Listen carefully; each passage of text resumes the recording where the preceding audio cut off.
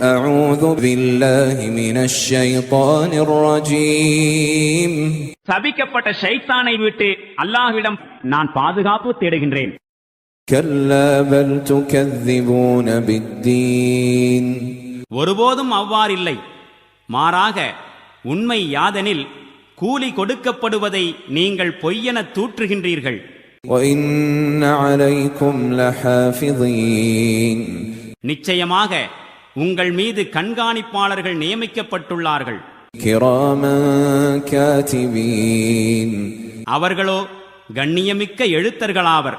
يعلمون ما تفعلون உங்களுடைய ஒவ்வொரு செயலையும் அறிகின்றார்கள்.